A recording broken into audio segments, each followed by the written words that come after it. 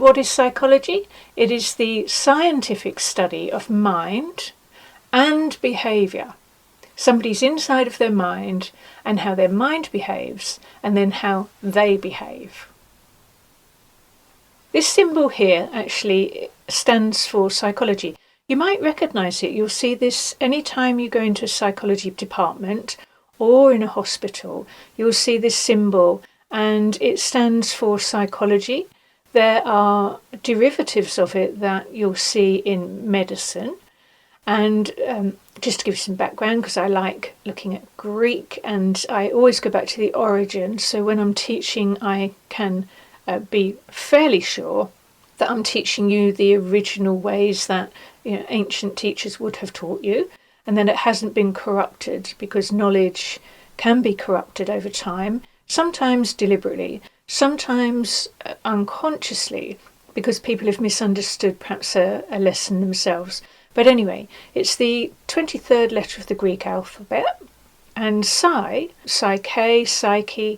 often referred, used to be called the soul, which I personally find interesting. So what is the difference between the brain and the mind? I mean, have a think about that. It often helps if I ask you it in this way. Where is your brain and where is your mind? So your brain, well, it's in here, isn't it? It's inside the skull. Well, we hope it is. But how can we look at the brain? So instead of doing our studies, we can actually put the brain under some scanners, and I'll show you some scanners later on. We're going to be talking about MRIs and brain scans and things like that. So we know that brains exist inside the skull because we can see it on the screen.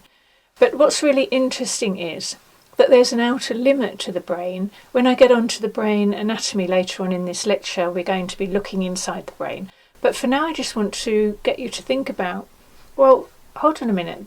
The brain is inside our skull. So is that what we call the mind as well? Or is the mind not inside our skull? And if that's the case, is the brain the mind? This is a question you can think about. Is the brain the mind, or is the brain and the mind two separate things? And if the brain and the mind are two separate things, then where is the mind? Because we can know where the brain is. But also, does the mind operate the brain, or does the brain operate the mind? Now, this is a really fascinating question. Because are we a mind that's operating our brain, and therefore then our behaviour? Or is our brain dictating the way we're thinking, and then that's causing our behaviour? So we have this internal dialogue, this internal conversation that I'll tell you the absolute truth, there's philosophers all over the world for hundreds of years and still today. They are still, let's call it, in discussion about this, whether we have two separate things or whether they're one thing. But so we won't get too bogged down in it, but it's just to start to raise this question of brain and mind. And is it mind over matter, literally, the mind over the brain, chemical, structural matter? Is it really that way? Or do we make things matter? Is it matter that then dictates how our mind thinks about things? We're not going to think about it any more than that, but this is why psychology gets really fascinating, because we start to consider these broader questions. Now, just to give you an example, our brain is obviously inside our skull, but let me just give you an example of where our mind might live. If I ask you now to imagine, and if you want to close your eyes at this point you can, imagine that we are all getting on a plane, and we all got the steps, we get on the plane, they close the doors, and we take off. And then we go to another country, and let's say we go to Iceland, and then we get off the plane.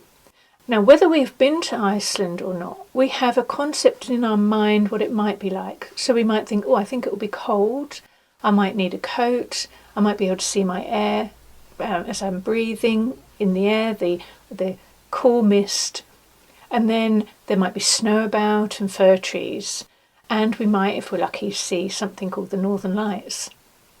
Now, most of us will be able to imagine that fairly well. So I want you now to, if you've closed your eyes, open your eyes, because actually you haven't left where you're sitting right now.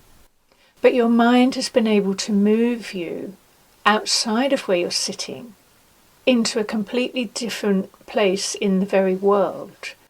And that's why I find the mind interesting, because the brain is what it is, it's inside the skull, but the mind seems to be unlimited.